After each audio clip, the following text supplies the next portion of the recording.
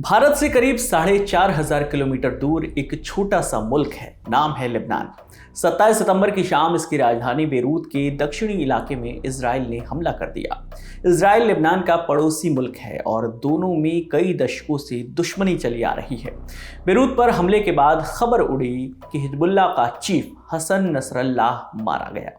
दुनिया भर की मीडिया रिपोर्ट्स की अटकलों के बाद 28 सितंबर की दोपहर इजराइल डिफेंस फोर्सेज यानी आईडीएफ ने अपने सोशल मीडिया अकाउंट पर लिखा, हसन नसरल्लाह अब दुनिया में आतंक नहीं फैला पाएगा।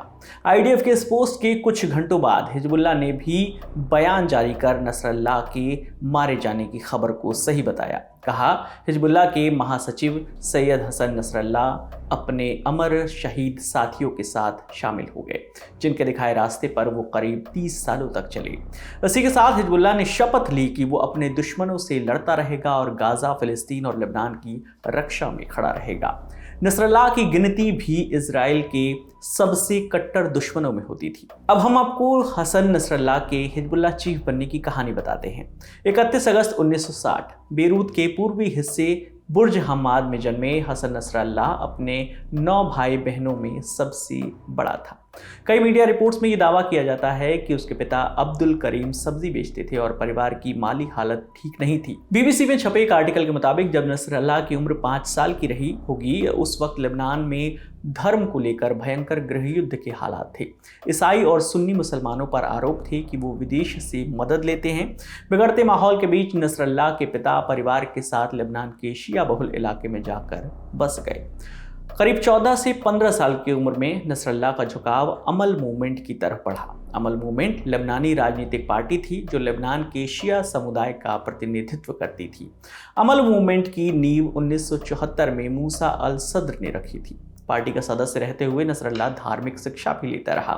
वो कुछ साल इराक के शहर नजफ में भी रहा। नजफ में 2 साल रहने के बाद इराक में आदेश जारी हुआ कि लेबनान से आए सारे शिया मुसलमानों को मदरसों से निकाल दिया जाए। इसके बाद नसरल्लाह वापस लेबनान आ गया और अमल मूवमेंट का सदस्य बन गया। उस वक्त लेबनान में बढ़ती अस्थिरता अपने चरम पर थी। इजराइल भी कब्जे के लिए देश पर लगातार हमले कर रहा था।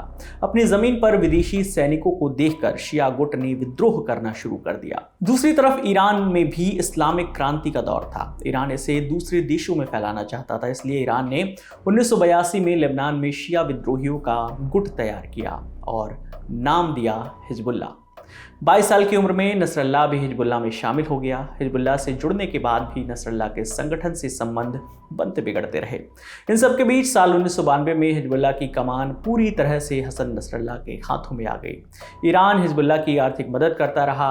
इस दौरान इजराइल से भी हिजबुल्लाह की दुश्मनी बढ़ती गई। वैसे तो हिजबुल्लाह का मुख्य उद्देश्य इजरायली सेना को लेबनान से पीछे हटाना था, लेकिन बाद में इस संगठन ने इजराइल के खिलाफ कई हमले किए। दूसरे देशों में भी इजरायली नागरिकों पर हमले में संगठन का नाम आता रहा।